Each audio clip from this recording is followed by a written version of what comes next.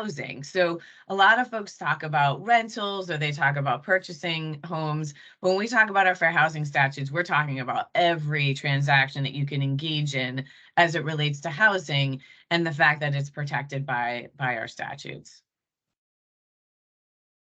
So let's just kind of talk basically about evictions in Connecticut and where we're at. We've been through a real rocky time for all of us as it relates to every part of our life, not just housing. And so these last several years are really interesting to look at, sometimes for all the wrong reasons, but because there's been such a disruption in housing in a state that already had housing access issues to begin with. I won't really go off on my affordable housing tirade right now, but we don't have enough affordable housing in Connecticut. And so when we are already in a situation with not enough housing and something like a global pandemic comes along, it really creates all sorts of havoc. So there's a really great study that was done in conjunction with the Connecticut Fair Housing Center by the Connecticut Data Collaborative, which is on the bottom. You can find the report at the website I listed at the bottom. But what they did is they tracked evictions between 2017 and 2021. And there were 75,429 evictions filed in that time period. There's something really important about who is being evicted and how that relates to fair housing, which is 54 to 56% of those evictions were filed against female head of households. And 60% of those female head of households were Black and 58% were Hispanic. So that is really skewed in one direction. Of the folks who had evictions filed against them by landlords, 80% of those landlords had access to counsel, while only 7% of the tenants had access to counsel. Huge discrepancy. And for any of you who have ever sat in housing court, which is a little different now. I'm not sure if the calendars are back up. So before the pandemic, you would sit in a short calendar on the day that they were doing the eviction docket, because a lot of the housing cases are on that day. And you wouldn't need this slide to show you the statistics on representation, because you could see it with your own eyes. So we are here now, and so I wanted to get a more updated picture of where we are at in terms of evictions and evictions filed. And again, Connecticut Data Collaborative is an excellent place you can go town by town and look to see how many evictions were filed and who they're filed against. So I took a date range between April 1st of 2022 and April 5th of 2023. And in that time period, 52,768 people were facing evictions statewide. 57% of those statewide were female head of household, and 53% identified as either Black or Latino. Now, 10% of the defendants' tenants had counsel. So that's an interesting number, because now, as of 2021, when the right to counsel came into effect, we are now seeing a shift of people being represented in their housing cases, their eviction cases. So what is the right to counsel movement? And it is a movement. It's not just a spot in Connecticut law. It is a nationwide movement for tenants and actually all people on the civil side. A lot of people talk about people having an attorney in their criminal cases, but there isn't necessarily a right to counsel on really anything that is civilly related. And so the right to counsel movement is in order to provide legal representation to people who find themselves in civil cases, of which an eviction and a fair housing complaint would be considered a civil case, so that they can navigate that process in somewhat of it's never going to be equal, but an equal footing with the person who is filing this lawsuit against them. And so there is this national right to counsel movement. And the benefits are, for a tenant, is to obviously avoid being evicted, stay in their current home, not disrupt their housing, because a lot of people who are evicted, it's not a single person who's being evicted. It is a family who's being evicted with children, grandchildren, aunts, uncles. It's a group. And it also, which I'm going to show you, it actually saves the states and the municipalities money if we're going to look at it that way, by having both parties represented. So there is a real concrete benefit to having parties represented. There are only 3 states in the country with a right to counsel statutes in place. And they're Connecticut, the state of Washington, and Maryland. There are jurisdictions who have had it passed. There are states that have different rights to counsel, not necessarily in landlord-tenant matters, but we really are in a unique position here in Connecticut to really, move the process forward so that hopefully even other people in other states will propose this legislation because they'll be able to see the benefit of it. So what is right to counsel? It's been around a little while. It's kind of up on its 2nd anniversary here in the month of May, but it was a statutory change, a new law that came into effect by Public Act 2134 that was signed into law in May of 2021. And what it did is it created the CTRTC program in Connecticut for income eligible tenants facing eviction. So there is an income eligibility to it. And if you are income eligible, and I'm going to show you what you need to do in order to find out, these service providers, which are Connecticut Legal Services, which is statewide, Connecticut Veterans Legal Center, Greater Hartford Legal Aid up in the Hartford area, and New Haven Legal Assistance, are the service providers who will provide those services to tenants who are qualified, and will bring them through the qualifying process. There's also one other carve out now, which I'm assuming will expand as the Right to Counsel program grows and grows and grows, is that you need to live in these areas of the state in order to be covered by Right to Counsel services.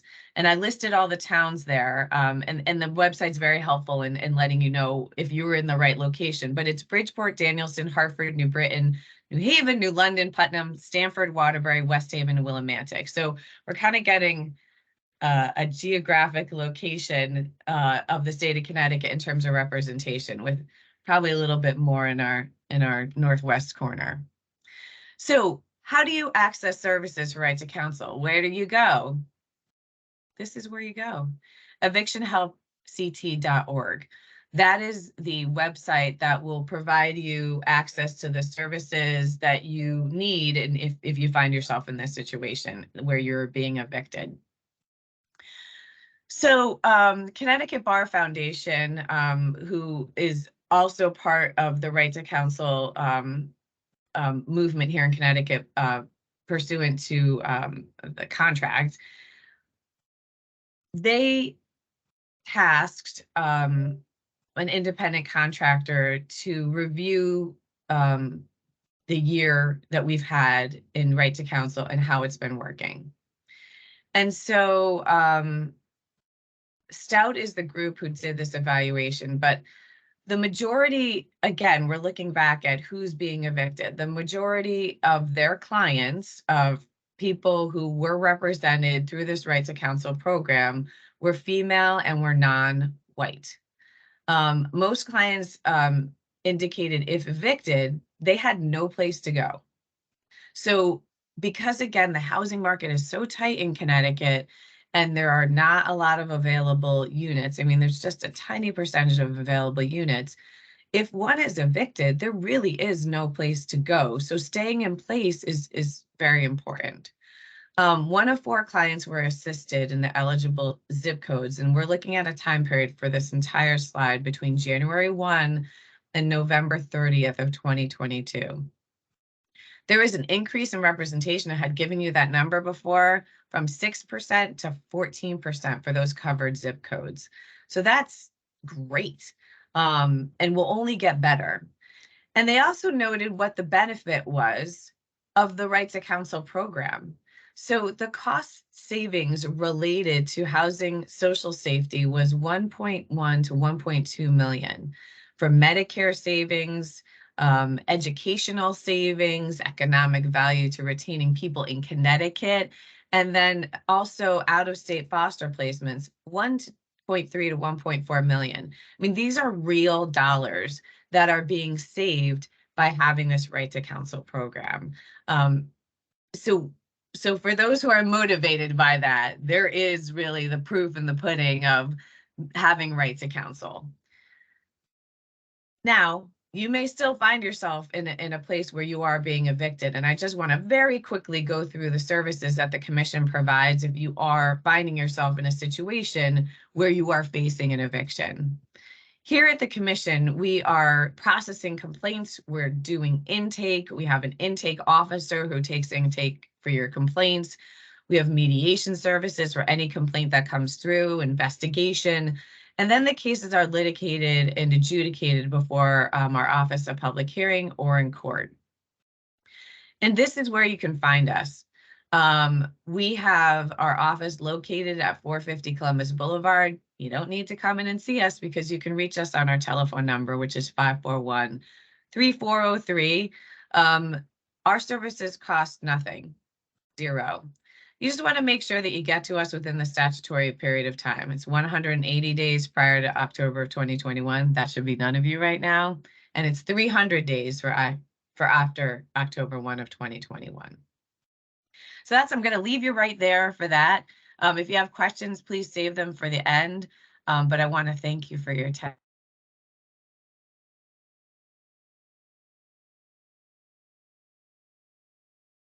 Thank you, Michelle. Next speaker will be David Cotrone from HUD. Yeah, thank you so much, Diane. Tough act to follow. Thank you guys so much for having me. I'm really excited to talk about federal fair housing protection. So my name's Dave Cotrone. I'm a fair housing investigator. We call fair housing investigators equal opportunity specialists at HUD's Office of Fair Housing and Equal Opportunity. Been with the department for the last 3 years, and before that, while I was in school, I had the opportunity to intern with the wonderful folks here at CHRO. I do report to FHEO's Hartford field office, though I'm physically stationed at our regional office in Boston. And for this discussion, my goal is to give attendees a good, cohesive picture as to what FHEO is, what the major federal fair housing rights and protections are, and how FHEO and its partners enforce those rights. This is something that, I kind of wish that I had when I was first getting started in fair housing. I was a little bit familiar with state fair housing rights in Massachusetts and Connecticut, and certainly I was familiar with the phrase, the Fair Housing Act, the phrase, the Americans with Disabilities Act, but I'm hoping that getting a little bit of a picture as to how all of these pieces interact might be useful for folks. And then if we have a little bit of time at the end, I'd love to outline an example of some of the work that we do at FHEO and go through some recent developments in our federal fair housing rules.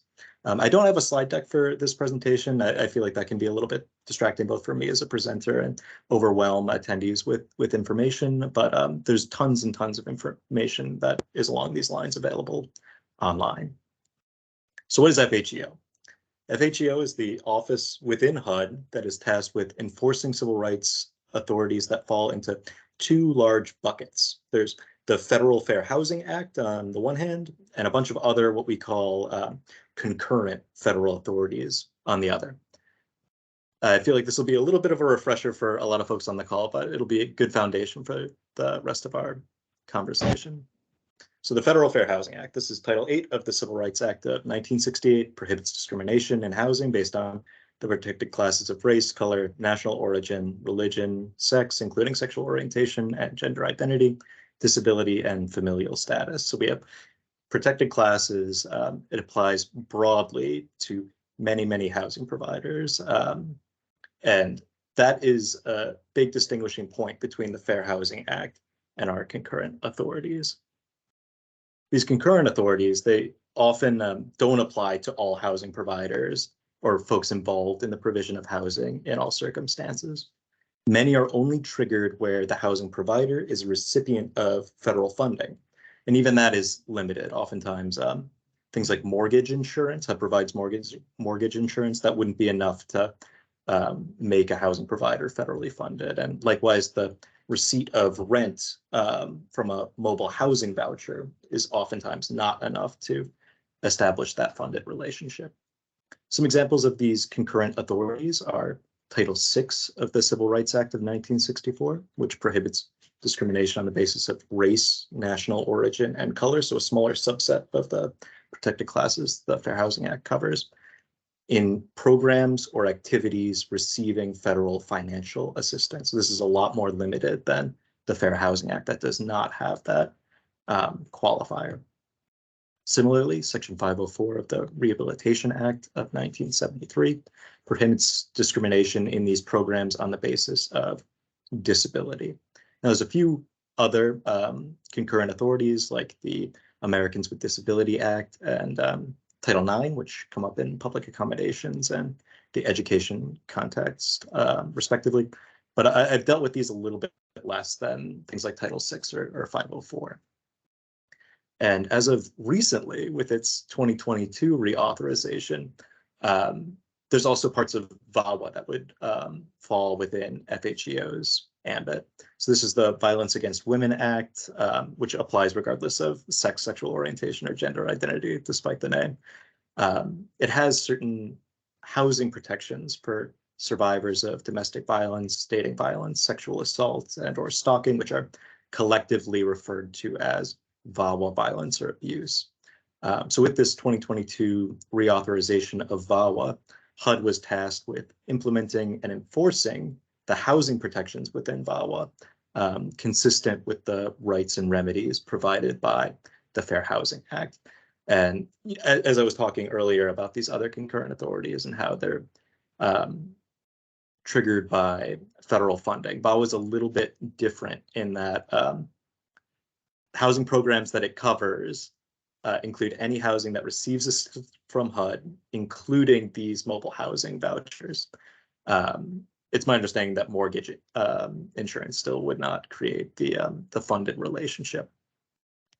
I'm not an expert on VAWA. It is a relatively recent development for FHEO, but some of the protections that I'd like to highlight are non-discrimination because of status of as a survivor, that survivors can't be evicted solely based on VAWA violence or abuse related criminal activity. Emergency transfers should be granted for VAWA survivors for safety reasons.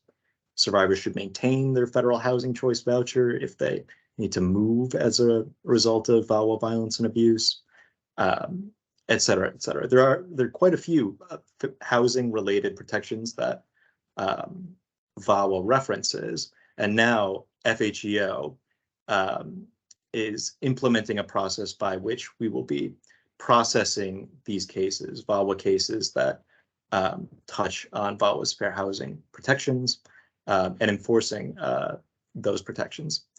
As of now, I haven't had a VAWA case myself, but it is being implemented, and we are actively taking VAWA cases and moving forward with developing our process and our forms to make intake a little bit smoother.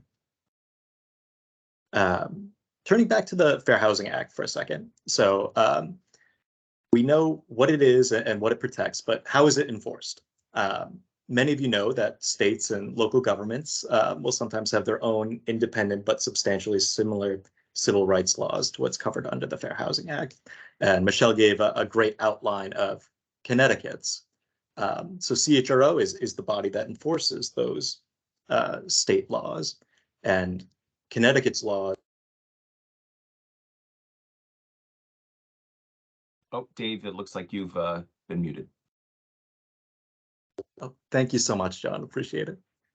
So again, Connecticut's laws cover more protected classes than the Fair Housing Act, such as lawful source of income, like when somebody has a mobile housing voucher that they want to use to pay for a portion of their rent. If a landlord declined to house that potential tenant because of how they would be paying for their rent, that would be protected under state law in Connecticut and places like Massachusetts, but we wouldn't have authority over that case at FHEO. Some cases will have jurisdiction under both, so under Connecticut law and federal law.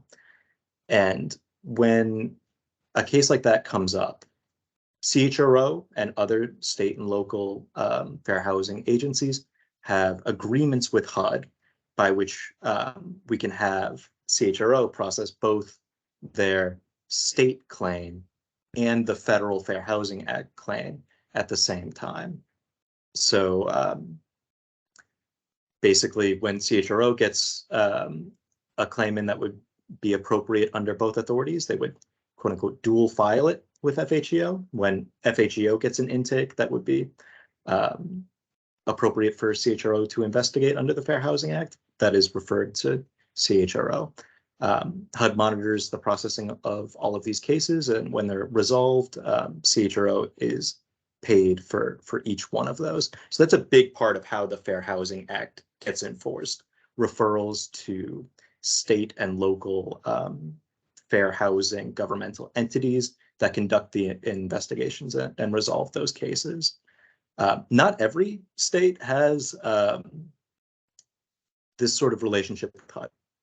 In New Hampshire, for example, HUD investigates all of the Fair Housing Act cases because we don't have a body of similar state or local law that would be applicable. And now that we have kind of a foundation as to what the federal fair housing rights are, the Fair Housing Act, all of our concurrent laws and authorities, and how our state partners fit in, like CHRO, I want to pivot for a second and talk about FHEO, how it's structured and how we do our work. So in the field, we have 3 branches. There's intake, enforcement, and programs compliance, where I work. Intake, they perform intakes.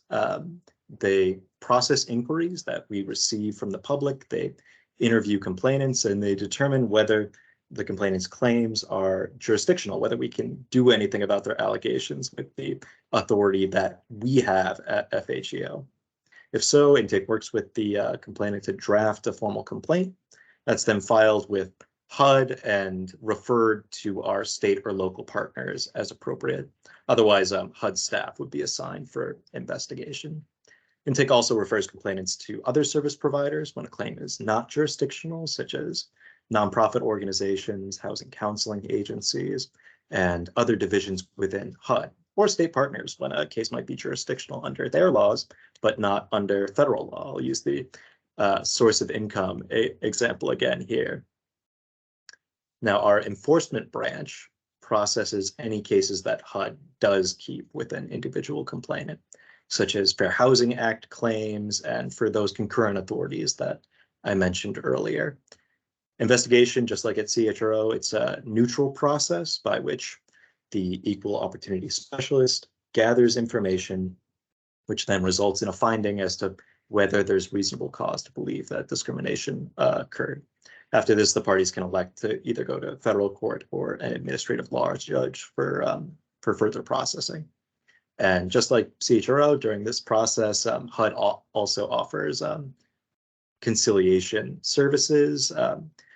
In this context, if we were able to reach a negotiated agreement between the parties, HUD is also a party to that agreement, and we use that to try to get public interest relief to ensure that whatever the allegations were, that they don't come up in the future.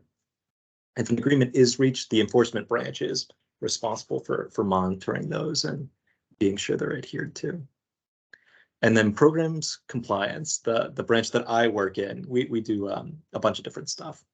So we're responsible for managing FHEO's relationship with our state and local government partners like CHRO. Michelle mentioned, or it might have been Diane, that this panel is possible with the support from a grant that HUD has made.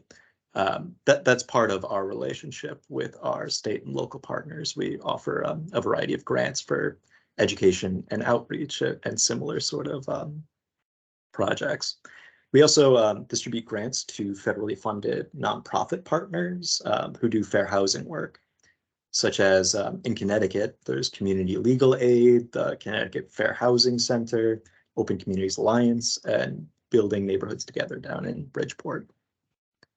The Program Compliance Division provides technical assistance to our other HUD divisions, such as the Office of Multifamily Housing, the Office of Public and Indian Housing, and the Office of Community Development, as well as funding recipients like multifamily property owners. We perform programmatic reviews related to fair housing when it intersects with the work of other HUD divisions. For example, in community planning and development, municipalities that receive federal financial assistance, like community development block grants, this is a big portion of the money that HUD gives out to municipalities like Hartford. Those municipalities need to submit consolidated plans where they kind of explain, hey, here's where the money is going. And you know, FHEO gets eyes on those plans for a variety of reasons. Hopefully we'll have a little bit of time to talk about that later. When there's changes in multifamily or public housing funding or budget authority, any sort of substantial rehabilitation of a HUD property that requires relocation, FHEO program compliance is going to get their eyes on those processes. One of the things that I've been doing a lot of in the past year or so in this capacity is processing these documents called affirmative fair housing marketing plans. These are a plan that our multifamily housing partners are required to submit to HUD as part of their funding. And these basically report on the demographics of the properties and their wait lists, and then how those demographics relate to the demographics of the surrounding areas, of the census tract, of the municipality, of the housing market area. And they go on to explain how the multifamily partner will target their marketing to reach people who are least likely to apply based on those demographics and other factors. Oftentimes, this will be through efforts like contacting local community groups that serve that group, or publishing notices of housing availability on sites that are tailored to serve the relevant demographic groups. Compliance also conducts our own investigations, which we call compliance reviews. We, in those reviews, we examine the actions and policies of funding recipients, so municipalities getting those block grants, our multifamily partners, housing authorities, et cetera, et cetera. And where we have a concern that one of our concurrent authorities, like Title VI or 504, are not being met by these partners, we can initiate these investigations ourselves. So we don't need a complainant to raise the issue. We can hear about it in any variety of ways. And we start these investigations. We collect all of the relevant information that we can find. And the goal is to reach a finding as to whether we believe those authorities had been adhered to or not, and kind of spell out where potential deficiencies are. If findings are issued and the issue isn't resolved, the consequences are pretty high for the recipients of federal funding, up to and including losing that federal funding.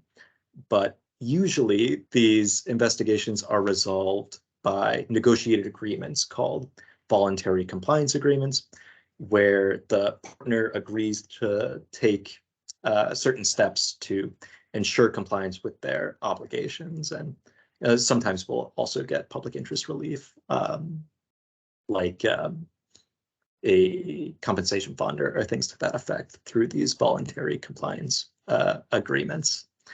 I think I'll have a couple of minutes just to outline an example of one of these compliance reviews that we had done relatively recently in the region.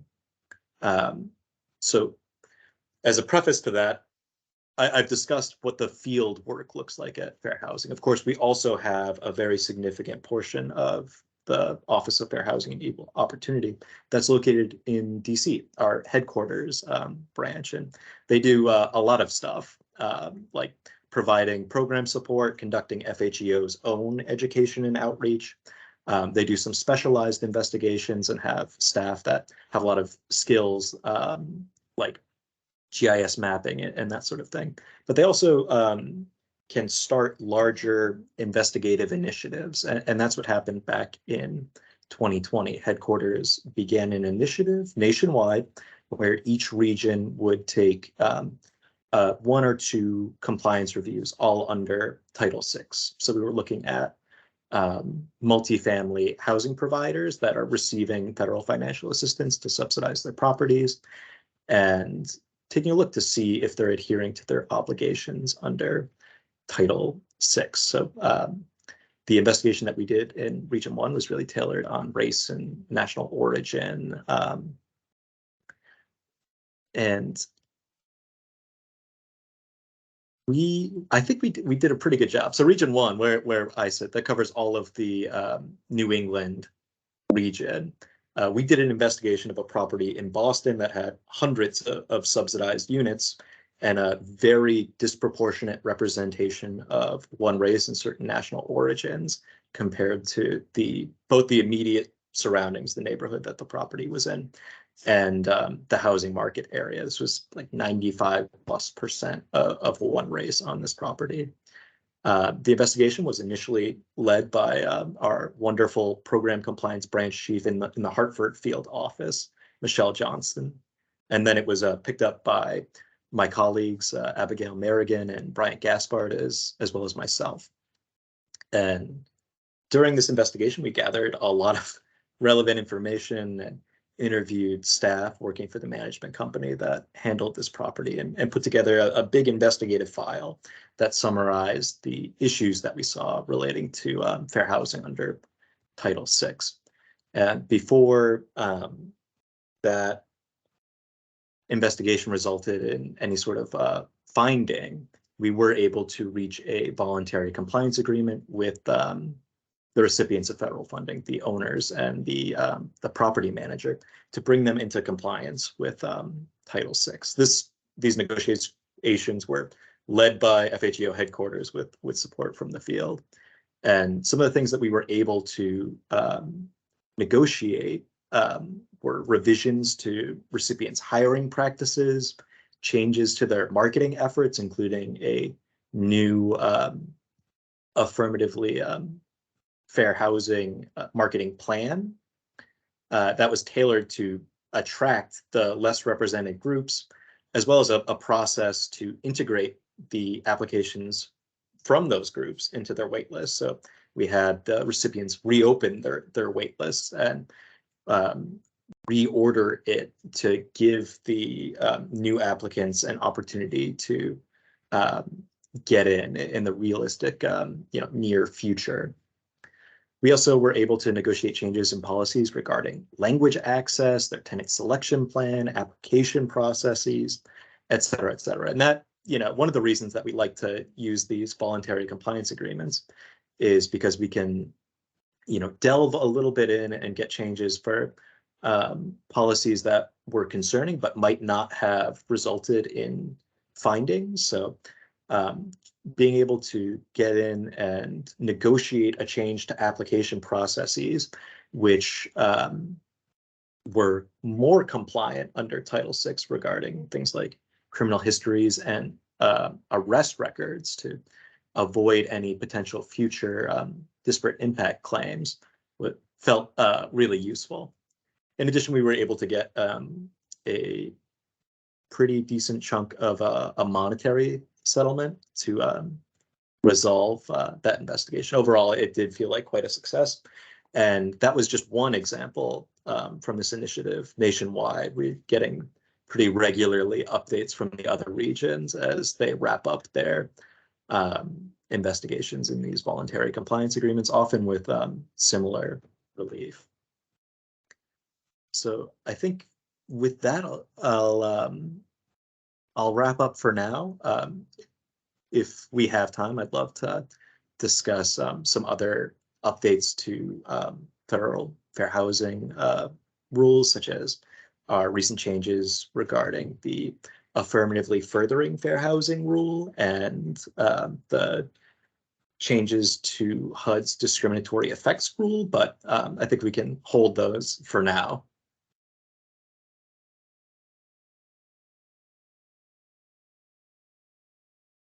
Thank you, David. And our next speaker will be Stephen Hernandez.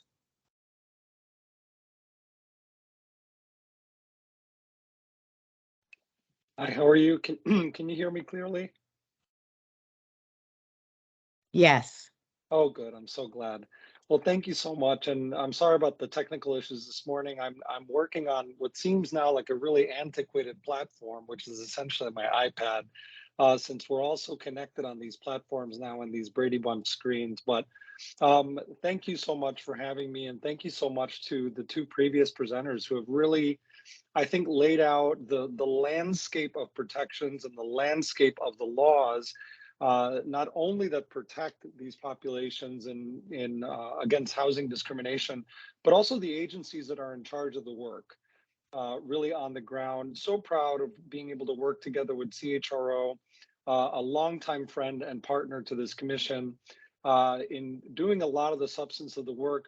We, of course, at the Commission on Women, Children, Seniors, Equity, and Opportunity, are a nonpartisan shop of the legislature. So just a little bit more on that. We advise both chambers of the legislature, as I said, in a nonpartisan way. We focus on women, children, and seniors through an equity lens and an opportunity lens as well. We are, as several of you may know, the successors in interest to 6 previous commissions, one of which was the Commission on Children. We, of course, called it the Commission on Children and Their Families, and the Commission on Aging. Those are the two areas that I'm going to be focusing on today, just to give a little bit of flavor and for the complexity that seniors and families face in the housing realm.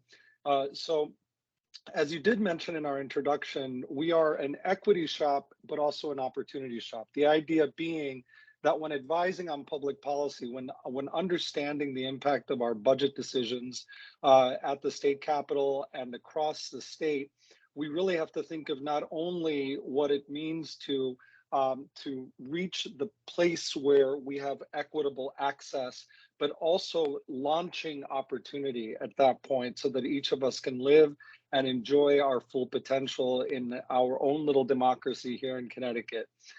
So as a policy shop, we do focus on both, and that's important for us. It's important. It's an important part of our mandate, because we like to think that we help people really meet them by where they dream, not just where they are, and that's important for our families as well. So when we're thinking about housing specifically, I just wanted to give us a little bit of a flavor for the complexities that our families are facing. So on the early side of the lifetime spectrum, our families are facing a lot of the difficulties that my colleague from CHRO mentioned, which is the discrimination difficulties, the fact that the disproportionate impact of that post-pandemic and even pre-pandemic reality for families is experienced by women of single parent households, and also families of modest means. There are other complexities, of course, that take hold in Connecticut. Connecticut is one of the most expensive housing markets in the country. I don't think that that's a surprise to anyone on this call. And what that does is it creates a disincentive for our families to be able to not only move vertically across the spectrum of housing opportunity, but also horizontally. It's very difficult for our families to achieve the American dream through housing mobility, just because of how difficult it is to access both a very expensive housing stock and a very diminished housing stock at the same time. So along with some of the discriminations that we may be seeing, we also see the lack of opportunity because of a lack of housing affordability. Another interesting component that we learned during the pandemic was that a lot of our affordable housing, interestingly, unlike other places, isn't just owned by that quiet landlord from somewhere else that we like to think about when we think about high costs, when we think about under-resourced properties or under-managed properties. A lot of our properties are actually owned by families here in Connecticut who are also trying to improve their own situation. So the complexity is that a lot of our multi-unit family housing in Connecticut is also owned by people who may live right down the street, in fact, or may share the unit with those same families. So the burden in Connecticut is twofold. One, as we try to achieve affordable and accessible housing and try to combat housing discrimination as we see it, there's also the complexity that sometimes your neighbor that may be the landowner in a given situation and may also be experiencing some of the pressures of a diminished economy, of increasing costs and increasing and diminished lack of opportunity. Those same neighbors, by the way, that housing for them provides not only an opportunity to stabilize their own situation, but of course, build wealth themselves. So here we're talking about rental situations. Housing in the state of Connecticut has long been seen as a way for families to start building that nest egg. You know, there's the work of organizations such as the Habitat for Humanity for the several regions of Connecticut in which it is represented. I happen to serve on the board of the Habitat for Humanity for the region that encompasses Hartford and that encompasses Tolland County. And we see a lot of those same complexities. Families having difficulty accessing their first home opportunity because of how difficult it is for them, not necessarily to work because they are working families, but to get that first loan, that first opportunity. And that's where we find pressures on families as well. Now, on the other end of the spectrum, interestingly, most recently, we've been working with Advancing Connecticut Together, which is now the umbrella organization for the Connecticut Association for Human Services. And through that work, we've been doing a survey. We conducted a survey across the state of what some of the pressures that seniors were facing as they aged in place in the state of Connecticut. As several of you may know, in the state, we have a policy now for a long time, for many years, where we have supported families that are aging in place, aging in their communities, being able to stay in their homes for as long as possible. Now, some of the difficulties that we've seen there, of course, are the cost of maintaining a home while also having to pay local taxes, property taxes on a home that may be more and more expensive than a family anticipated. These are families often that are elderly, that are living on fixed incomes in a lot of cases. So some of those pressures are felt by our families in rural areas and families that have more housing in that sense. We also heard from families who, grandparents now, because of not only the pandemic, but pre-pandemic increases in addiction, increases in difficult family situations across generation, grandparents who are raising their grandchildren. We hear from many grandparents who say, I never thought that in my retirement I would be raising my grandchild. This wasn't something that I anticipated or something that I thought I was going to have to do, but it's something that I need to do because this is my family, these are my grandchildren. And oftentimes what we found is that there are a lot of disincentives that are built into the ways that not only that we fund the child protection, but also that we resource our caregivers so that aging caregivers are finding the difficulty in affording where they live, but also having the space to be able to have that comfort of raising their children's children, and also disincentives in permanency as well. So these are some of the issues that we're facing across generations. Some of the things that we've been working on here in the state of Connecticut, of course, on a policy side, include finding ways not only to build more affordable housing, to build more affordable rentals. Not everyone wants to or is able to own a home at any time during the life cycle. So also having access to an affordable rental stock is critically important in the state of Connecticut. Another thing is incentivizing opportunities for caregivers, incentivizing support for caregivers at every level is another policy, a policy center that we've been focusing on. Also, one, as you may know, there were several large housing proposals that went through our legislature that are actually going through our legislature this season, some of which had to do with helping landlords and their tenants when they are experiencing financial difficulty, understanding that sometimes that difficulty is shared. Also addressing faraway owners who may have less of an interest in our local economy, less of an understanding of the needs of our struggling families, and really are more concerned about the bottom lines of their rental units, taking advantage of some of those increased rents and charging those increased rents, leading to the eviction crisis that we're seeing at the earliest part of the life cycle with our young families and later on with our aging population in the state. So those are some of the few hot topics that we're seeing here in the state. I too want to leave some space for us to have a robust conversation because there are several people on the call who focus on these areas and are concerned for our residents and not only housing discrimination, but also lack of housing opportunity. So with that, I turn it back to you, but I'm just really grateful to be here with all of you. And thank you for the work that each of you who may be listening is doing in this space. Thank you, Stephen. I see there is a raised hand. I was looking for any questions to be in the chat. I want to thank all of our panelists. I know of Michelle and David, you did have additional information that you stated you might want to share. If you do, you can do so at this time. Yeah, I'd be happy to.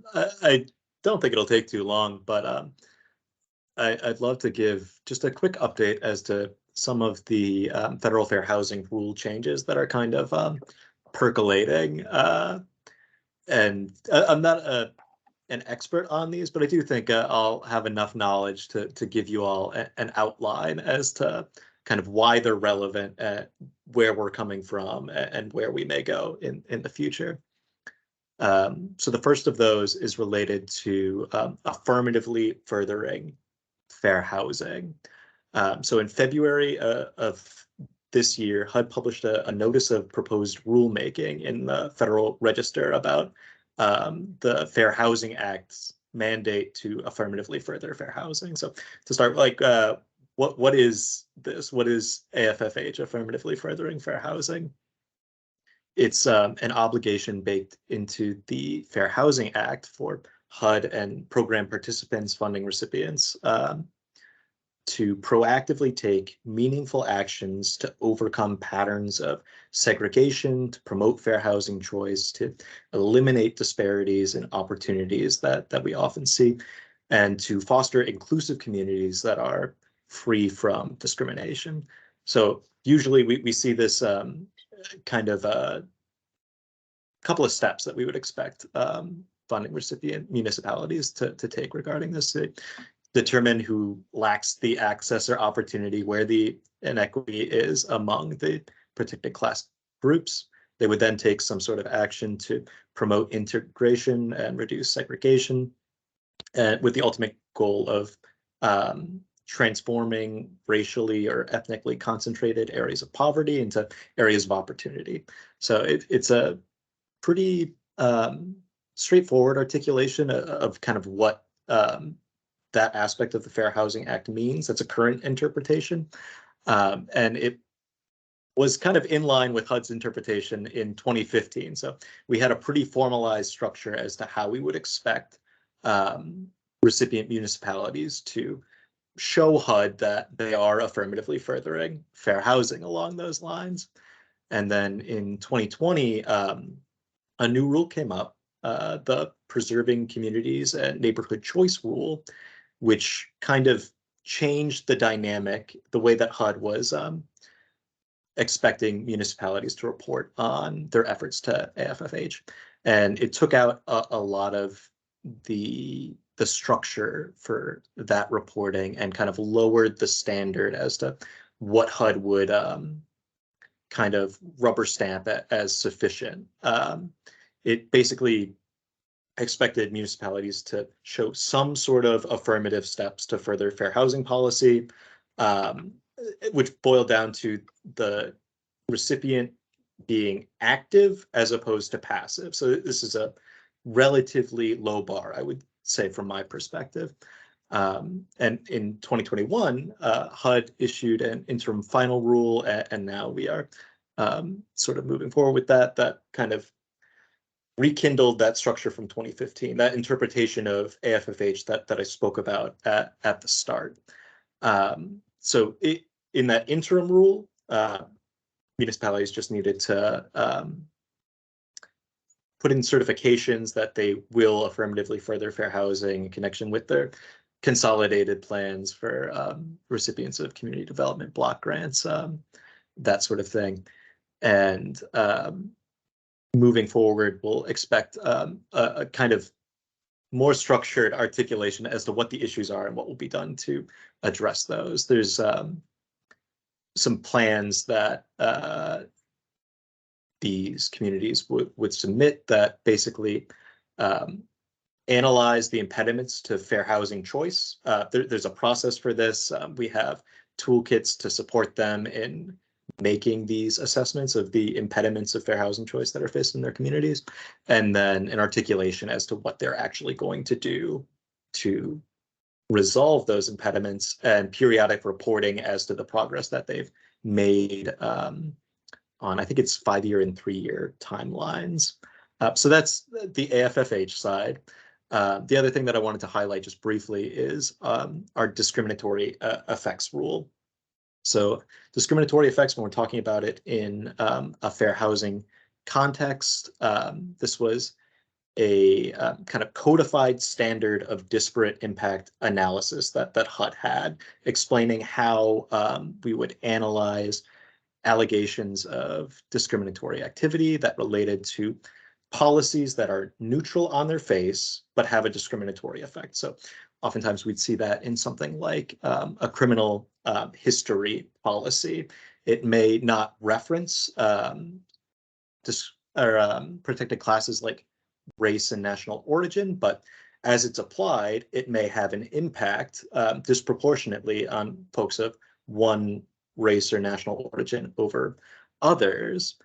And if there's not a substantial, legitimate, non-discriminatory interest in having that policy,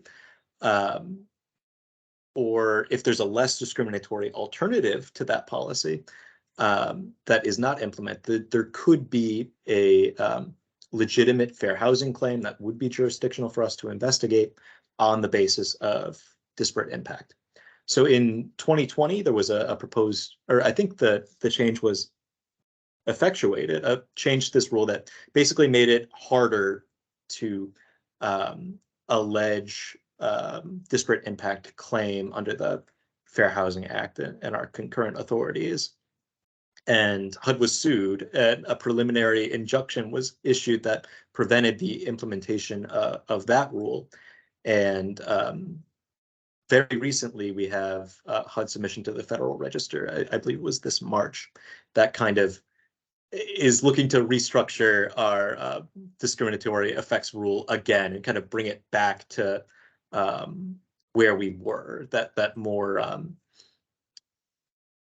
robust and a little bit easier to allege standard, as opposed to the 2020 rule that resulted in that preliminary injunction. Sorry if that was a bit garbled, but I think folks might get the picture of what I'm trying to explain here. And those are the two kind of developments that I wanted to be sure we highlighted with our time today. Thank you, David. I have a question from the chat for Michelle. Mhm. And the question is there any requirement? Hold on, now the questions are coming in. So the question is there any requirement that a landlord provide notice of the right to counsel to tenants when an eviction action has begun? No. So the right to counsel is, well, and it's not applicable in every part of the state. And I know, Maria, you put that out, and it's coming hopefully to town near you. It was rolled out almost as a pilot program to kind of to kind of see how it was going to go. And so they picked the areas that were the most impacted by eviction filings. And so that's why you'll notice even as it relates to the legal services coverage, statewide is a statewide, obviously, legal services, hence the name statewide.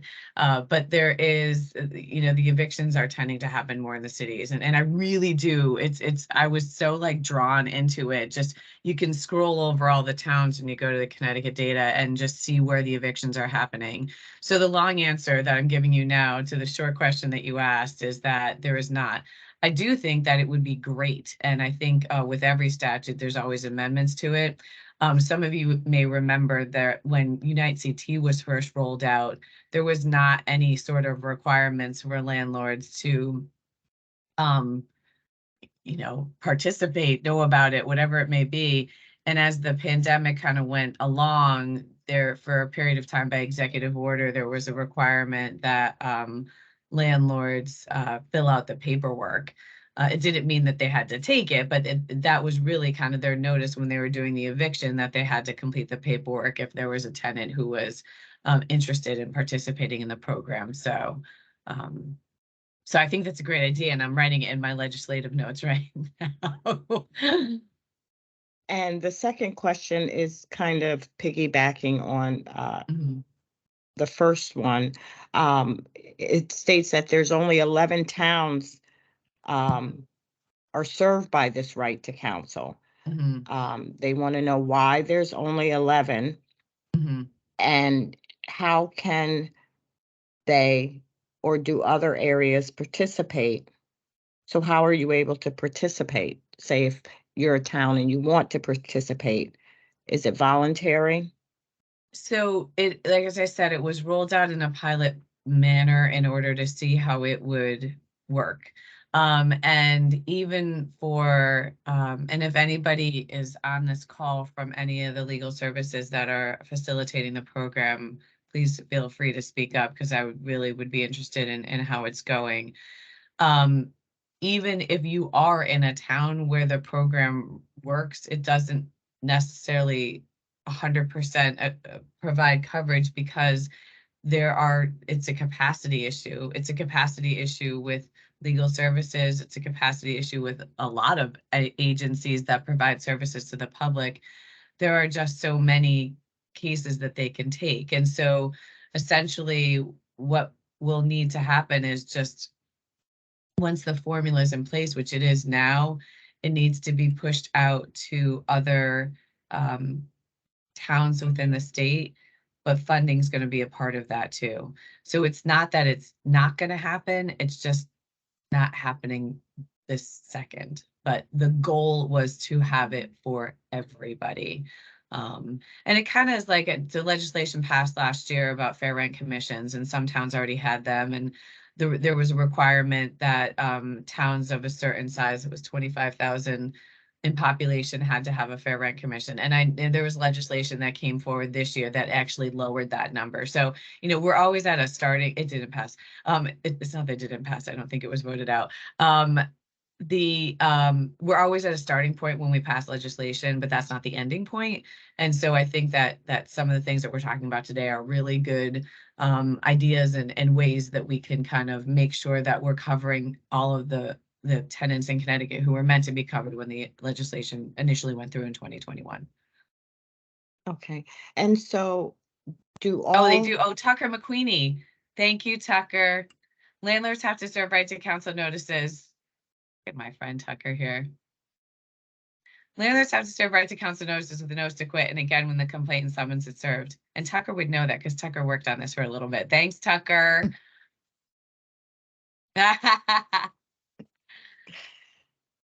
Okay, so but that being said, not everyone is, well, the right is there, not everyone is going to be eligible because of the geographic locations where right to counsel is located. Okay, so where the right to counsel is located, all of those residents who are income eligible, they do have the right to counsel in eviction cases? Correct, but it's just okay. a capacity issue from the service providers. It potentially is a capacity issue from the service providers. Okay, thank you, Michelle. You're welcome. And I have another question for Steve or the whole panel, what kind of unique challenges do seniors and families with children experience in housing? I mentioned some of them, but what comes to mind also for seniors is accessibility in addition to affordability. So part of what seniors experience, especially as they age in place, is really the need to have greater accessibility. What are some of those resources for developing accessible options for seniors as we expect and hope that they have access to their to where they're living now? So I did want to mention that. I mentioned the affordability issue and just being able to stay in, whether it's a unit that's constantly costing up or a home where your taxes are outpacing your retirement income. So those are some of the issues we see there. And of course, with families with children, some of the issues that we saw during the pandemic, I think are worth continuing to mention. Having enough space for families. As families grow, they need more space. Sometimes that space can interfere with a family's ability not only to thrive in a space, but also to, in the case of the pandemic, we saw difficulties in multiple family members living in very cramped quarters. We see that because of affordability and the lack of mobility access. So I'm not sure if my colleagues, in terms of the legal side, what are some of those specific issues that seniors and families with children face?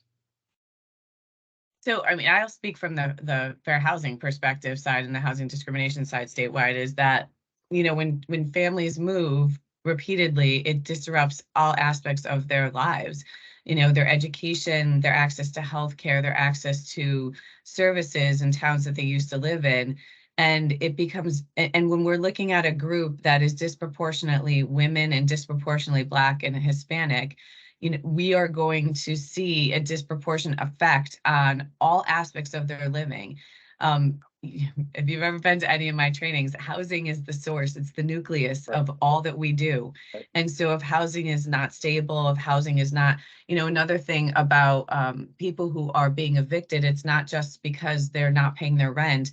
Sometimes it's the rent issue is associated with the conditions of the unit issue. And so a lot of folks are living in housing that has to do with, the repairs aren't happening fast enough, and they're not happening at all. And I know, Steve, you mentioned this, landlords are also struggling because they are caught in the same predicament that tenants are, and that most of them are not, high flying millionaires. They are people like the rest of us that is their work and their business too. And so, it's not that they don't want to make the repairs. Everything costs money, and everything costs much more money these days. And so when we're looking at fair housing issues, this is the impact that is having on certain groups of people when there is instability. And that also goes on the senior side of it, because on the senior side, there may be more seniors who have disabilities. And so we're talking about accommodations issues or modification issues to units.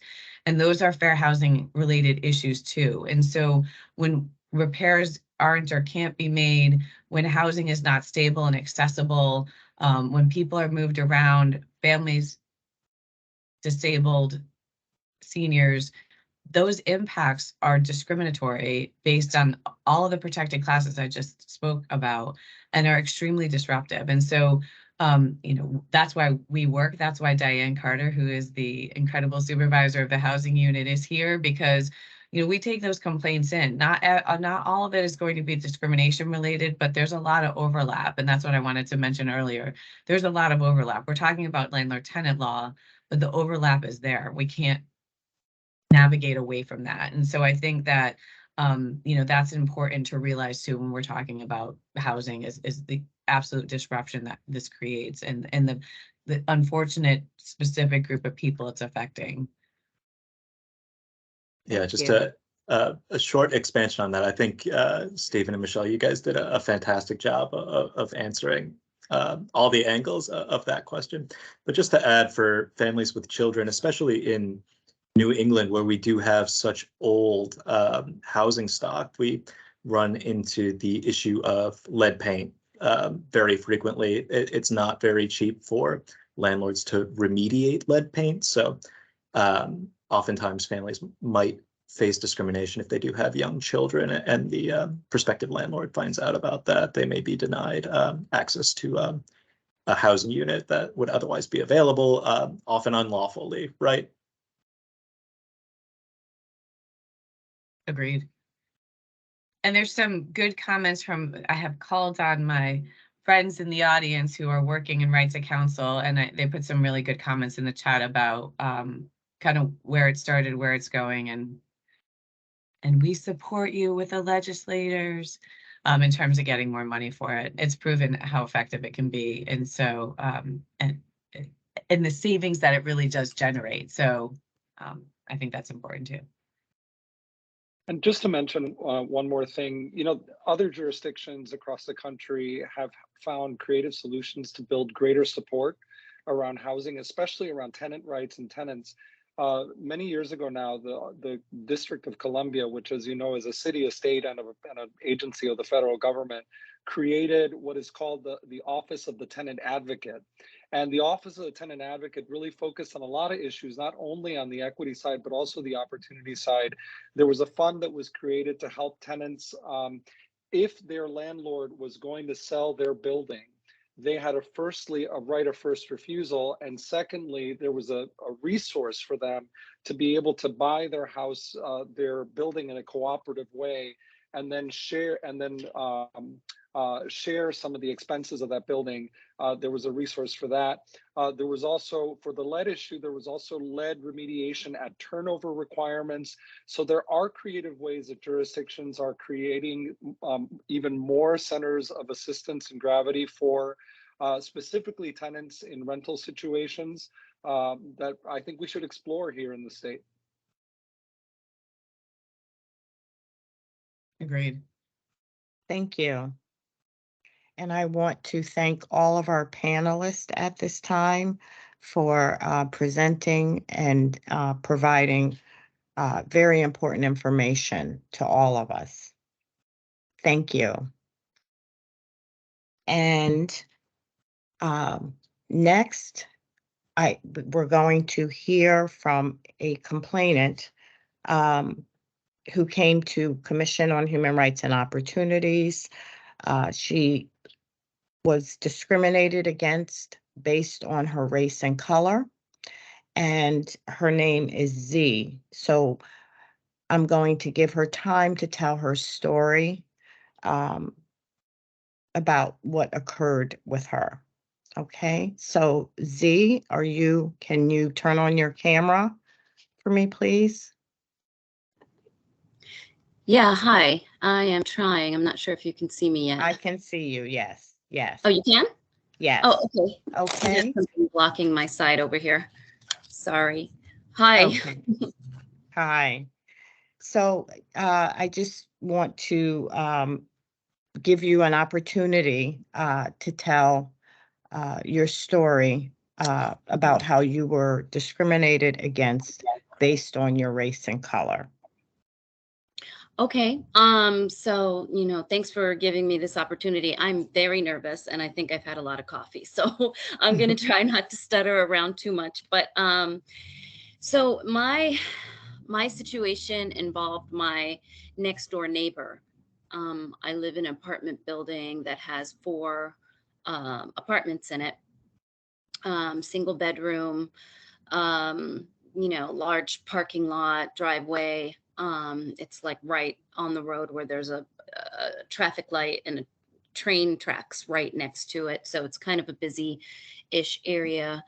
I moved into the building probably 4 years ago, like probably end of May, beginning of June. And that was 2019. And my boyfriend, I moved in with my boyfriend. He had already lived in the building for probably 25 years. We actually met in this very same building because I was his neighbor then, but then I just moved away farther west. So I actually never met my neighbor officially. I never saw his face. So the whole thing was pretty shocking. but he knew who I was. You know, he'd seen me taking care of the old man who lived downstairs, and it was right above their apartment, below their apartment. But anyway, so it was a day I'm not going to forget, honestly. It was November 21st, 2019. And excuse me if you're going to find my language offensive, but they are not my words. They are his words that he used against me. And it was early in the morning, and my boyfriend had just left for work. I remember I wanted to sneak a couple of extra minutes in. And I, you know, gave him a hug, sent him off, and laid back down. And within, I don't know, a minute or two, I heard just a boom, boom, boom, like on my wall. And because, like I said, we live on the train tracks, or right off the train tracks, maybe 100 feet away, cars make a weird noise driving over them. And it sounds like boom, boom, boom, like someone's knocking on your door or something. Sometimes it'll throw the sound across the apartment. So anyways, so I kind of got up and was like, what? And then I laid back down, and then it was pretty clear when he did it again. And I heard him yelling and banging on my wall because our bedrooms line one another. He's my neighbor. And that whole bedroom wall in the front of the apartment line his apartment as well, where he lives with his wife. And so, excuse my language, but so I got up and I ran out of the bedroom, but I was still standing there listening to what was happening. And he was constantly banging on my walls, screaming, wake the fuck up, nigger. And sorry, I'm getting emotional already. And he just was going on like crazy. And I'd never experienced anything like that before, even from them. And so I just, as quickly as I possibly could, grabbed my phone, put on my clothes and my sneakers. I even opened the windows in my living room, and we live on the second floor, because I literally thought I was going to have to jump out of my window. And, you know, we don't have a peephole on my door, and the door is set in like 2.5 feet. So you cannot see anything on either side going down the stairs or down the hallway where he would have come down. And I just thought he was going to come down and try to break through my door or something worse, you know. And it was insane. And my boyfriend had just left probably 5 minutes ago. So I called him and I said, you need to come home. This is an emergency. Stay on the phone with me. You know, Dave's going nuts. He's calling me a nigger. He's banging on the walls. I don't understand what's happening. I need you to come home now. And the reason I didn't call the police immediately was because I was on the phone with my boyfriend, because I wanted him to hear me, to see if anything happened to me. So anyway, you know, he was a long time ago, he was a mental health worker. And so, you know, he's a big man. He's 6'9", and he's white actually. And, you know, he never had a problem with my neighbor. And so he parked in the back, walked up the back stairs, which is right where their apartment is. And he was thinking he's going to de-escalate the situation, even though I'm sure inside of his body, he wanted to do something else to protect me, you know. But so I was on the phone. I heard the whole thing. I was scribbling down everything that the guy was saying. And I heard him telling my boyfriend that he needs to kick me out. I mean, just all sorts of crazy stuff. He needs to kick my black ass out. He needs to, you know, beat me. He needs to, I mean, just the craziest things you can imagine. And I found out later when my boyfriend came back down the hallway to our apartment that he wasn't, you know, the neighbor was not wearing his shirt, and he had a swastika tattooed on his chest, and he was beating on it and saying he knows, you know, Black people are the problems of, you know, commit all the problems in the world, and he should know because he went to jail. So anyway, after all of that, my boyfriend came back to the apartment, and I said, we're calling the police right now. And they said they would be over immediately. And I explained the situation. They went up and they spoke with him. It took probably about an hour because he was unruly. He could not be he was screaming, you know, I have everything. I was recording everything at that point because I wasn't writing down everything anymore because my boyfriend was with me. I'm sorry, Dan, did you need to say something, or am I talking too long? No, I can hear no, you. just, Oh, okay, no. thank you. It's nice to see your face.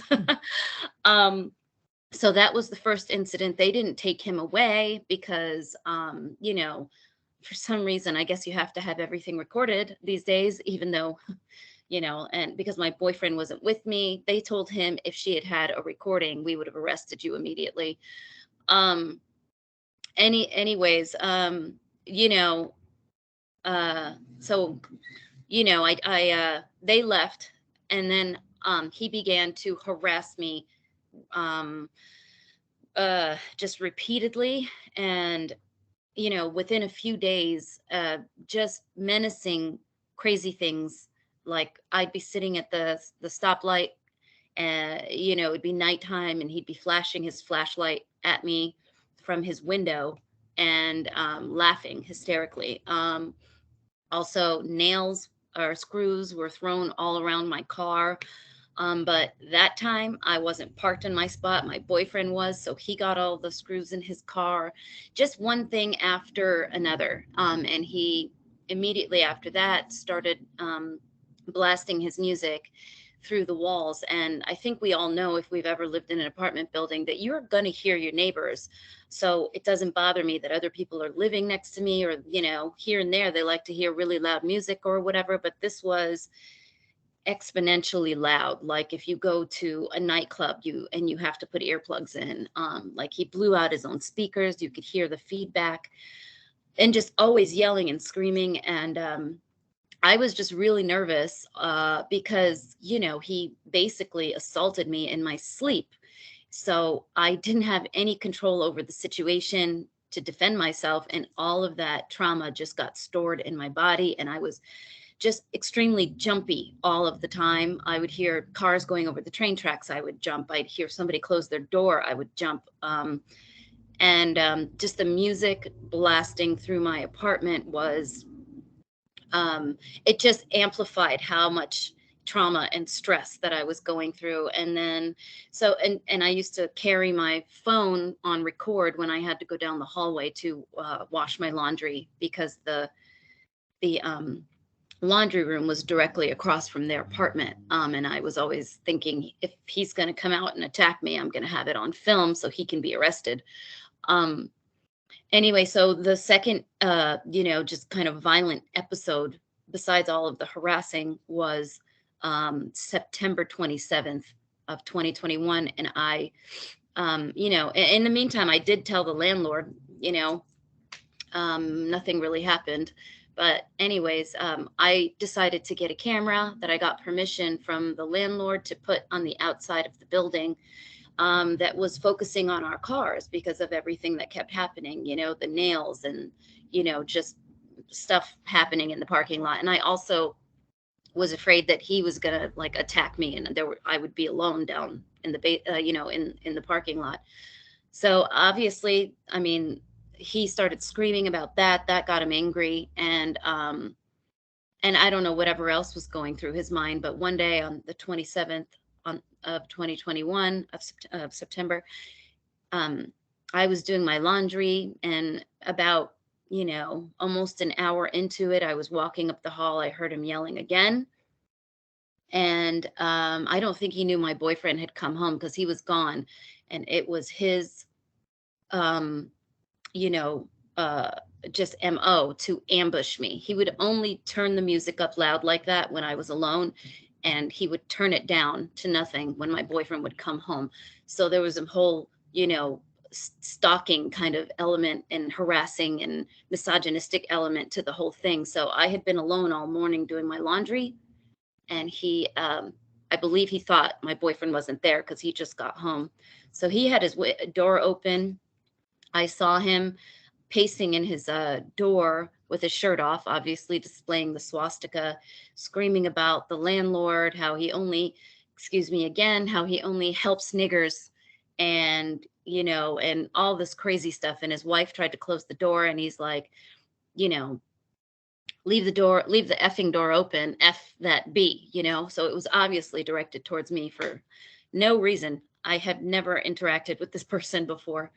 Anyway, I got my boyfriend and I said, I'm going to continue doing my laundry and I'm going to get this all on film. And even though, yes, my boyfriend is, you know, 6'9", he was blocking the doorway while I was doing laundry.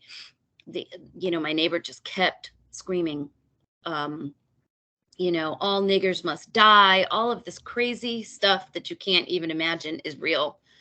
And finally, we left because we just needed to get out of there. And I was going to call the police and go to my landlord's office, which is almost up the street, across the street. And, you know, I did call the police. They did come. My landlord came because I wanted everybody to be a witness. And he was pretty much just, you know, defending himself, calling, you know, saying all these bad words and whatever. So they left. And then 4 hours later, I had to call the police again because I hear banging again and I don't know what's happening. So I look on my camera and I see him, a video like a couple minutes before of him spitting on my car, calling me the N-word again, calling me a monkey, and then going up the stairs and trying to rip my camera off the wall, off of the outside of the building. So, you know, the cops had to come again. And it was almost midnight. And so long story short, you know, more stuff kept happening. I went to get a, not a restraining order, protective order from the court within a couple of days. So he got served that, and they must have decided to move out because he didn't want to get arrested. So within, I think, a couple of months, they were gone. They started to move out, but still he was harassing throughout that time. Like, he wasn't even home at one point. He was harassing my boyfriend through his own camera that he had in the window, accessing the camera remotely, just calling him names while my boyfriend was on a phone call in the parking lot. And even further after that, after they had moved out and I had a restraining order against him, he put, you know, we believe it was him. I didn't have cameras on the front driveway at that point. He put like almost 360 nails across the driveway. So immediately I got more cameras. But so I contacted CHRO, by the way, just I think within a week after I got the restraining order the first year. And that started the process of where I am now. So I'm not sure if I should keep talking, but probably if you want to ask me anything, Diane, I'm here. Yes. Okay, Yes, I would sorry like if that to was ask- too no, long. that- There was no, a it- lot. No, I know. Could you tell me how long was this situation going on? Was it a month, a year, 2 years? How long did you endure this? It was 2 years long, almost, you know, because it started November 21st, 2019, for the first violent episode of him banging on the walls and, you know, shouting racial slurs. That was, you know, November 21st, 2019. The second violent event was on September 27th of 2022, but there was all of the harassment and terrorizing basically was his, you know, his MO. He was terrorizing me the entire time. I had my camera on record. So so many of those episodes because it was blasting through my apartment and you could hear how loud it was. It was just during the day, except for a couple of times it was overnight. And so I didn't call the police at those times. I don't know if I should have, but anyway, here we are anyway. Yeah. So one of the question that had come through was what did the police do? So you did get the police involved. So Yes. what was he ever arrested? Did they give you any advice on what you should do? He wasn't arrested. They did tell him that he would be arrested, or he would have. The first time they said you would have been arrested if she had any of this on video, or if she had a recording from her side of the wall of you saying those things, because you know, and he was denying it. He said I was racist, blah blah blah, and then he said that you know, if it raises to the, she feels threatened, and if it raises to the level of she feels threatened, you are threatening her. And you know, we don't want to come back here. If we do, we're going to arrest you. Pretty much, it was just warnings. But I wanted it. I knew they weren't going to arrest him, but I wanted it documented. You know, every single time, because I thought that I was just going to have to keep calling and keep calling them. And then the second time I had to call them, because I didn't call them through that whole almost 2 years. The second time I called them, yes, they said, if we come back, we're going to arrest you. But you know, every time the cops come, it's a different group of police officers. So I think that had something to do with it. The officer who came the second time on September 27th in the middle of the night, when he was trying to rip my camera off the wall, he asked me, did any of my my colleagues ever tell you that you can get a protective order? And I said, no. And then he said, well, I apologize about that. They should have. I advise you tomorrow, don't waste any time. Go get a protective order from the court. And if he does anything like that, if he looks at you wrong, we will arrest him, basically. They're like, he should not even be speaking to you. He shouldn't be, you know, harassing you. If he calls you any names or anything like that, you know, we will arrest him, but make sure you get that protective order. So that's almost 2 years later is when I did that. And how did you hear about CHRO? I have an old friend who is an attorney, and he's done lobbying for, I mean, probably 20, 30 years. And I'm not exactly sure how he knows about it, but you know, the kind of work that he does is very humanitarian. So I think just being in those kinds of circles, he either worked with you guys, or he knows somebody from there. So he connected me with the person who then connected me with, you know, along the chain. Okay. And how was it working with our agency? Were you helped, you know, at the beginning with the filing of your complaint? Yes. I felt, I mean, it sounds strange, but I felt cared for, you know, like I felt listened to. I felt that the person I was speaking with was concerned. I'm not sure if he was a supervisor or if he was an attorney himself. But you know, he was he told me, he took down everything that I said, told me that I was going to receive some papers, and then I was going to fill those out. And he helped me along the way of how to fill them out and what to do with those. Yeah. I felt supported is what I should say. Yeah. Okay. And how are you doing now after this incident happened to you? Are you back to normal? Like you stated, he moved out. So Yeah. how are you handling things now? You know, I am so much better. Obviously, I don't have to carry my phone down the hallway, but even after he moved out, I was terrorized. That was the point, the terrorizing of, you know, me as a woman being alone. That was his point, and it succeeded. I had nightmares.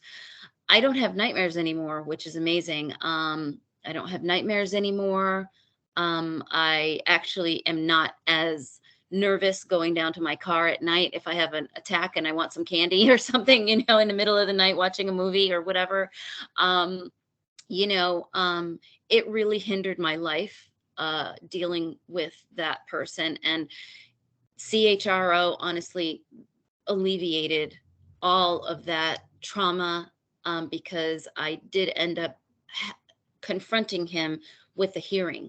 And that was over, not Skype, but I can't remember. It was one of these Teams. sessions. Yes. Yeah. It was one of those sessions. And so just holding him accountable, it was scary at first, but it took away all of it. Needed to happen. I didn't want to back down, even though I was a little bit afraid. But if I hadn't gone to you guys, I probably still would have been holding all of that inside of me. So you guys really did help me a lot. Okay, well, that's good to hear.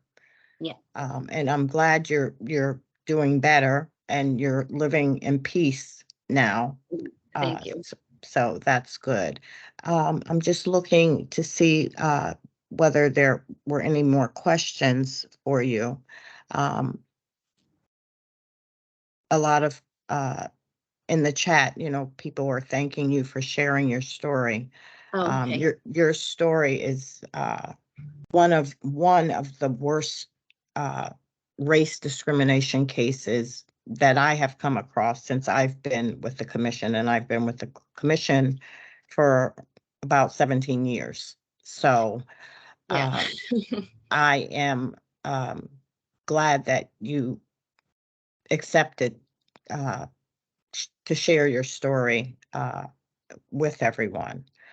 Let me see, are there any more questions? No, not at this time. But Z, your camera went off, but again, I want to thank you. And so I'm now, sorry. oh no, It that's said the call got dropped. I'm sorry about oh, that. okay. So I would like for you to stay on just in case more questions come through. But Okay. at this time, I would like to introduce the housing unit so everyone can see who you would be working with. We have 4 investigators, our intake person, and our secretary.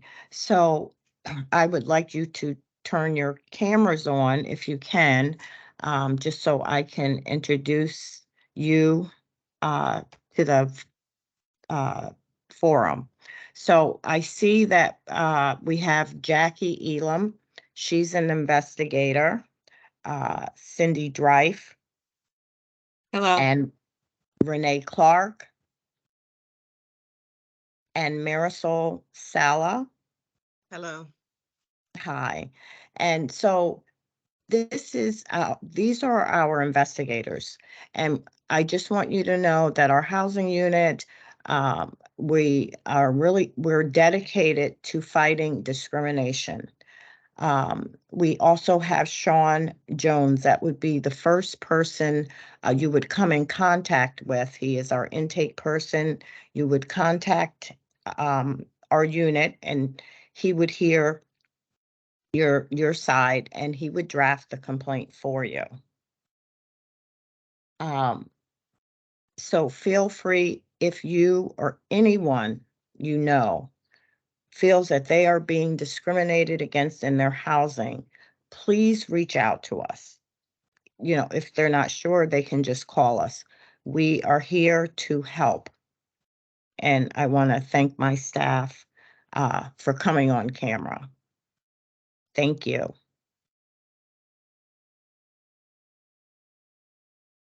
And Marisol, I'm just reading here.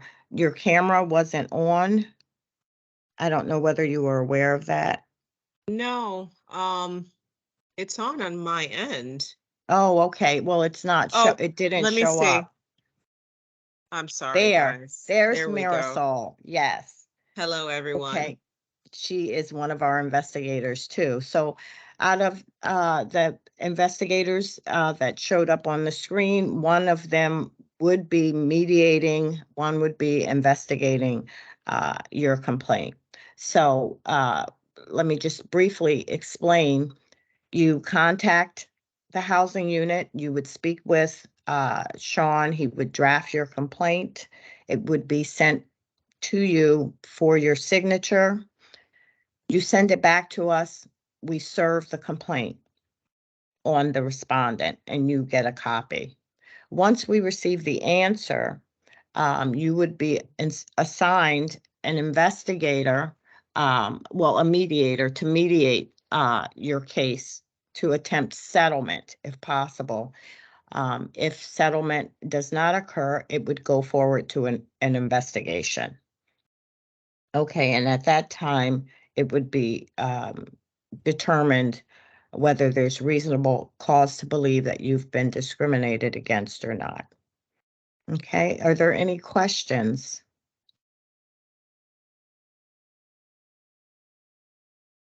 Okay, well, I would. Diane, I'm sorry to interrupt you. I think there might have been one more question for Z from Vera. Okay, let me see. Hello. Oh, good, thanks. Yes, thank you. The question is, what recommendation would you make regarding investigation and police process? I think you and I talked about this one thing that I didn't even think of until I spoke with you, because the whole situation was, just it turned my life upside down. So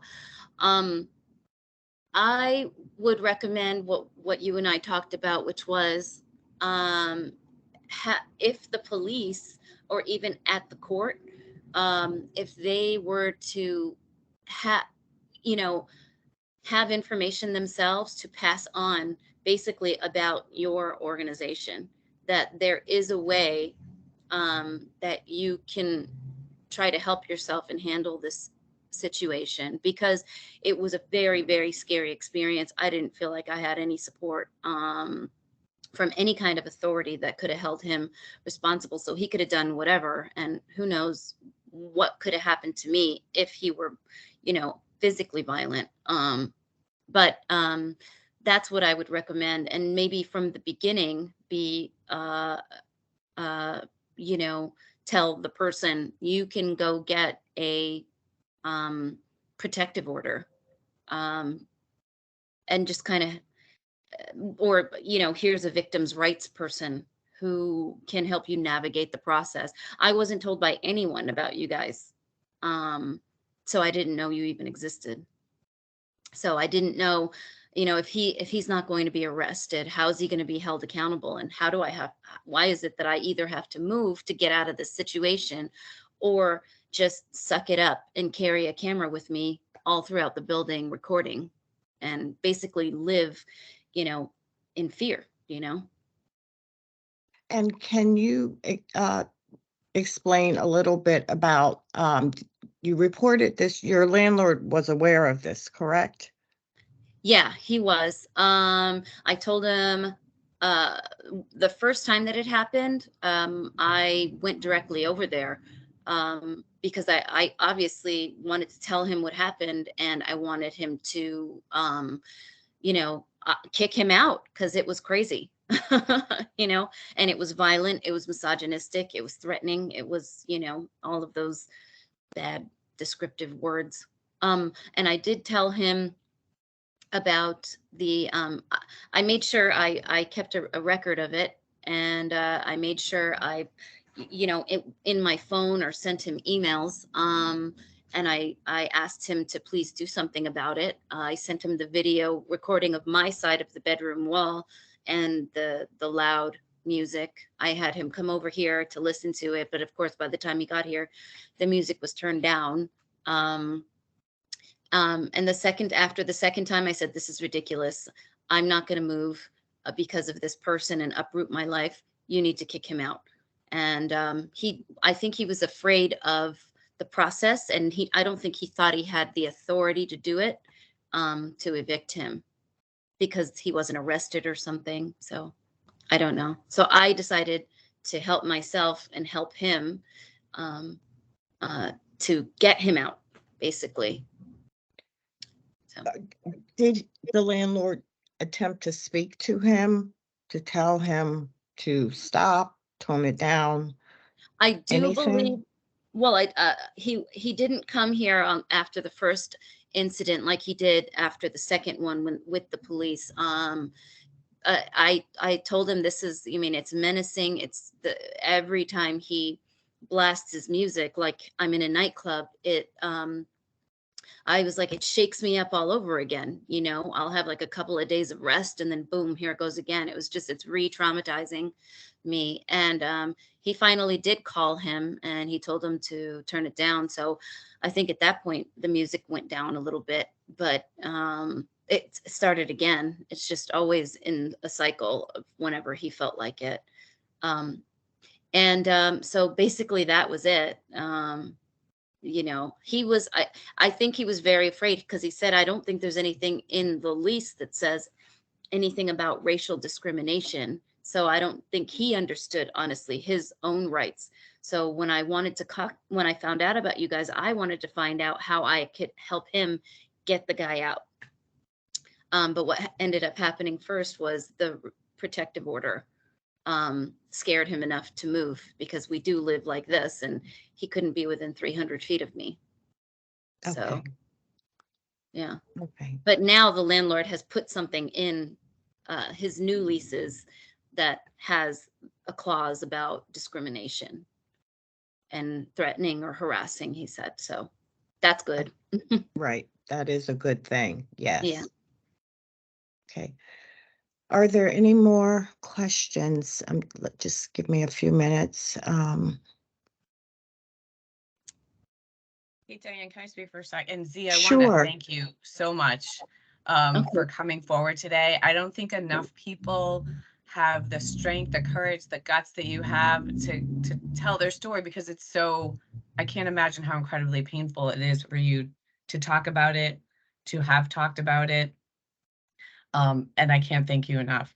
You are doing a service that you can't imagine by being here today. So thank you. You're welcome. Yeah, you're welcome. Thank you. So one of the questions in the chat, Diane, that I just wanted to get to was a damages question on these types of cases. This case did go through a hearing. And so the types of damages that you can receive are emotional distress damages, which is a number that's based on the distress of the complainant, which is exceptional in this circumstance. There are attorney's fees associated with this case. I did have a slide on this, but I was running out of time.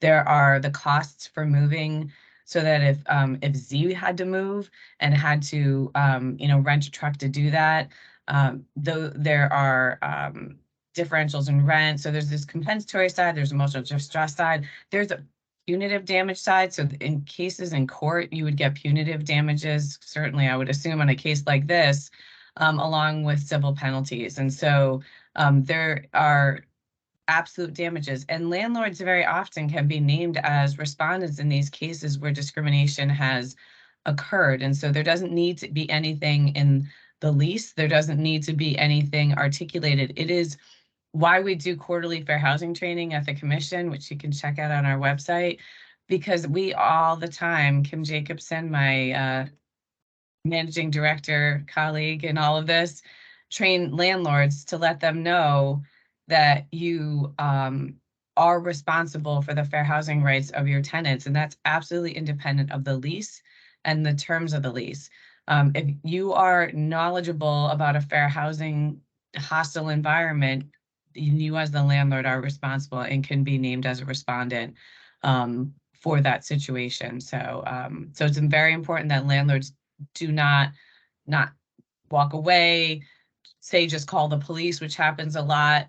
They need to be involved and they need to, evict tenants who are engaging in this type of behavior. So I wanted to speak to that because I knew it would be something that the damages side. So thank you.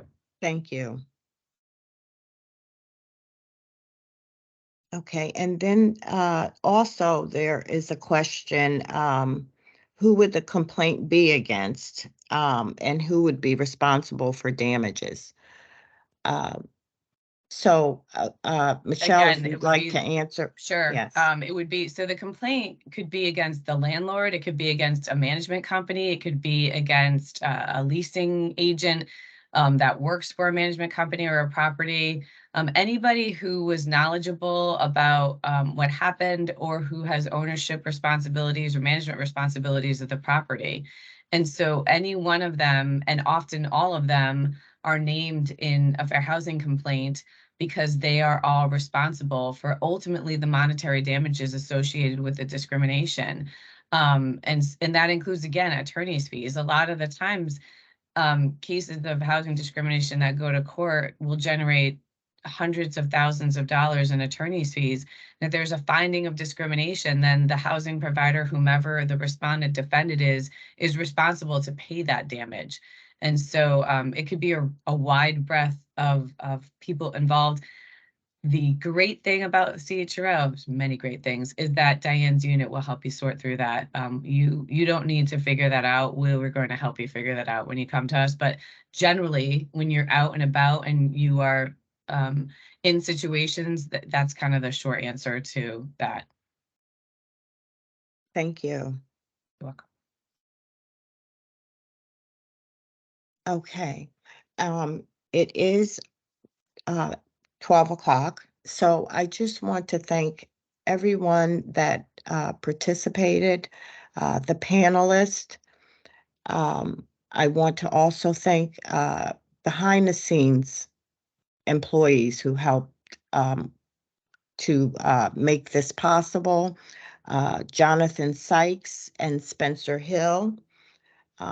I really appreciate you guys for helping get this, helping work with the panel.